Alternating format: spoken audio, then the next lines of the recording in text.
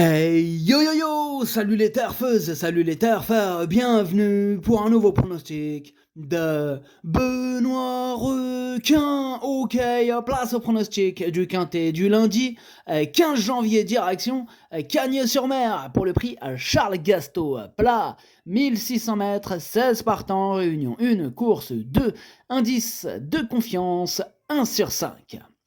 Petit retour sur le quintet du dimanche 14 janvier. Dans mon pronostic, je vous ai donné le tiercé dans l'ordre en 3 chevaux, le quartet dans l'ordre en 7 chevaux et le quintet dans le désordre. Et pour le VIP ce dimanche, on rajoute un nouveau ticket quintet dans l'ordre. Ah, il a fait plaisir, celui-là aussi, il est passé. Du coup, c'est le premier de l'année 2024. Hein. Et ouais, le premier quintet dans l'ordre de 2024. Il a fait plaisir ce quintet dans l'ordre. Félicitations aux heureux gagnants. On a aussi ce dimanche, pour les VIP, en plus de ce quintet dans l'ordre, on a aussi un joli ticket multi en 4 qui est passé. Lui aussi, il a fait plaisir. Il y a des résultats. On continue comme ça. Ok, c'est parti, on commence le pronostic et on commence avec le numéro 1, Bossio. Et on écoute l'entraîneur Nicolas Perret. Bossio va faire son retour dans un handicap avec une valeur légèrement revue à la baisse. Je pense qu'à ce poids, il peut se montrer compétitif, même s'il devra porter le top weight de l'épreuve. Alors, le fait de revenir sur le mile ne le dérangera pas et j'espère le voir performer. Sa forme est excellente et si le déroulement de course est favorable, sa place est à l'arrivée. Eh bien, ce numéro, il fait partie de mes préférés. Je l'ai mis très haut, j'y crois, je l'ai mis deuxième. On passe au numéro 2, le Nomade, et on n'aura pas les commentaires de l'entraîneur. Un temps, c'est l'autre, là. Francis-Henri Graffard, il est parti avec son pote, il est parti pêcher avec son pote Fabrice Vermeulen. Oh là là, et Fabrice Vermeulen prend la tête comme d'habitude. Il en présente 4 chevaux aujourd'hui. Oh là là. Donc ça fait 4 plus 1, 5, ça fait 5 chevaux sans commentaire. Ça commence à taper sur le système. Vas-y, amuse-toi bien à la pêche là avec ton pote là. Oh ouais.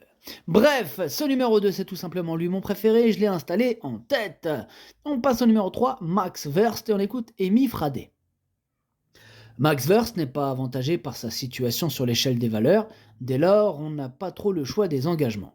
On retente le coup dans un handicap en sachant qu'il est meilleur sur le gazon.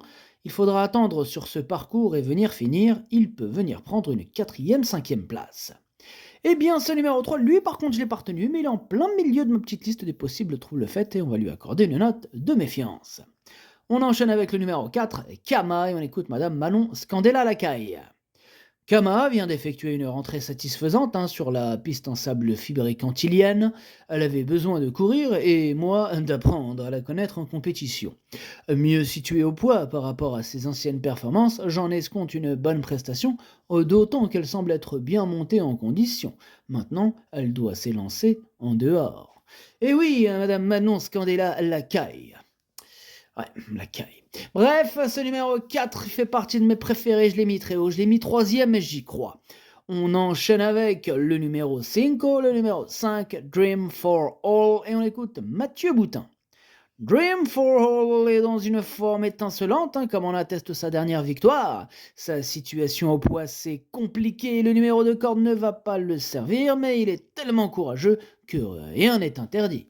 Ouais, rien n'est interdit. En tout cas, moi, il me plaît bien, moi, ce numéro 5, je l'ai gardé, je l'ai mis, pour être exact, 6e. On enchaîne avec le numéro 6, Dantes, et on écoute Christophe Ferland. Dantes, il est bien, bon. En effet, il revient en bonne forme. J'ai le sentiment qu'il peut être compétitif. Je le sens. Ouais, c'est bien, Christophe, c'est bien. Bref, moi, ce numéro 6, moi aussi, je sens qu'il peut faire un truc sympathique. Moi, je l'ai mis 5e.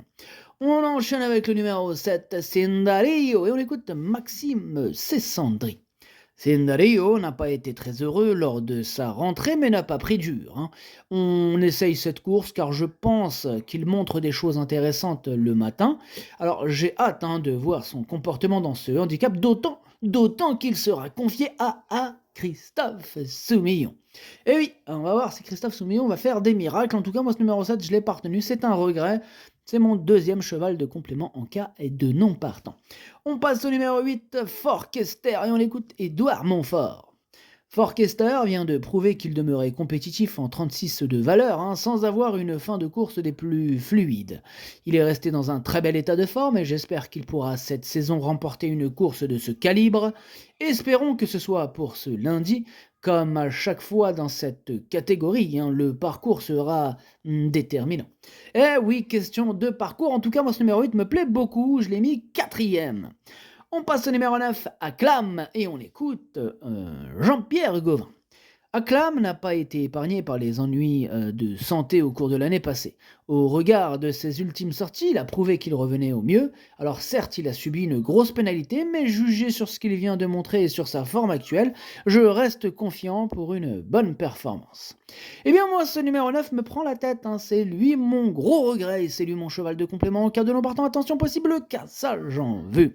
On passe au numéro 10, Bastiano, et on écoute Enrique Leon Pennate. Bastiano deve se plaire su cette piste et pense qu'il peut être compétitif dans cette épreuve en valeur 36. D'accord, merci Enrique Leone Pennate. Ce numéro 10, moi je ne l'ai pas retenu. On passe au numéro 11, Ivory Spring. Et on aura pas les commentaires de l'entraîneur, comme on l'a dit tout à l'heure. C'est Fabrice Vermeulen qui est parti pêcher avec son pote Francis-Henri Graffard. Amusez-vous bien. Alors, moi ce numéro 11, je l'ai gardé mais en toute fin de combinaison. On passe au numéro 12, Goldino Bello. Et on écoute Christophe Escuder. Goldino Bello est en bonne forme, hein. Le matin cela se passe au mieux, hein. Je le découvre au fil des jours et cet engagement est une suite logique. Cependant, au regard, hein, de ses dernières tentatives, il faut qu'il rassure, hein, dans cette catégorie. Son résultat me guidera pour la suite. Mais oui, bien entendu, Christophe Escuder, c'est cela, hein, c'est cela. Bref, ce numéro 12, je ne l'ai pas retenu, mais c'est lui le chef et le capitaine, hein, de ma petite liste des possibles casseurs de tickets repérés. Attention. On passe au numéro 13, Indico, et on n'aura pas les commentaires de l'entraîneur, comme on l'a dit tout à l'heure, c'est toujours et encore Fabrice Vermeulen. Oh, il prend la tête, ce Vermeulen. Amuse-toi bien, quand même. Bref, ce numéro 13, lui, je l'ai retenu, mais en bout de combinaison. On passe au numéro 14, Soliman, et on n'aura pas les commentaires de l'entraîneur, toujours et encore et toujours Fabrice Vermeulen, il prend la tête vénère de plus en plus, oh ça va péter. Fabrice Vermeulen, tu nous saoules, franchement tu nous prends la tête, ce message est pour toi Fabrice, j'en ai marre de ta gueule. Bref, on se calme. Le numéro 14, je ne l'ai pas retenu. On passe au numéro 15, Damask Blade. Quoi ? On n'aura pas les commentaires de l'entraîneur parce que l'entraîneur, c'est qui ? C'est Fabrice Vermeulen. Il est parti pêcher. Il me prend la tête totale. Il y en a marre de ce Fabrice. Bref, ce numéro 15, lui non plus, je ne l'ai pas retenu. Et on termine avec le numéro 16, c'est Abela F. Et on écoute Enrique Leone Pennate. Ah, merci Enrique Leone Pennate d'être venu, hein, à notre secours, parce que l'autre Fabrice Vermeulen, là, il me prend la tête. Ah, il ne l'aime pas non plus, moi non plus. Merci Enrique. Toi aussi tu prends la tête, Fabrice ? Ah, il me prend la tête, grave. Il a la grosse tête, il a les grosses cuisses. Je sais pas comment on dit, voilà France, les grosses cuisses. Ouais, on dit les chevilles qui gonflent, ou les trucs comme ça, ou les mollets qui enflent. Un truc comme ça, mais ouais, les grosses cuisses, ça c'est dit, non ? Bon, tu peux le dire, on va dire qu'il a des grosses cuisses et une grosse tête. Ça marche, on est d'accord sur ça, Enrique. Enrique, on t'écoute pour le numéro 16.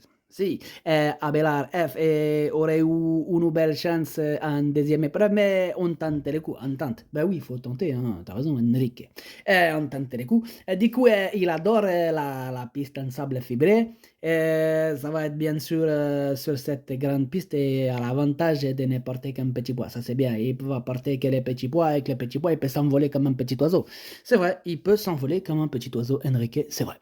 Eh bien, le pronostic... non, ce numéro 16, du coup, qu'est-ce que j'en ai fait ? Je l'ai pas retenu, mais là, à l'arrière de ma petite liste des possibles troubles faits, méfiance. Le pronostic, ça donne 2, As, 4, 8, 6, 5, 13, 11. Merci d'avoir suivi cette vidéo. N'hésitez pas à mettre un pouce bleu si la vidéo vous a plu. Pour accéder à tous mes tickets pour la course du Quintet, rendez-vous directement en description de la vidéo. À jouer avec modération. Bonne chance. Chopez-le-moi. Ciao.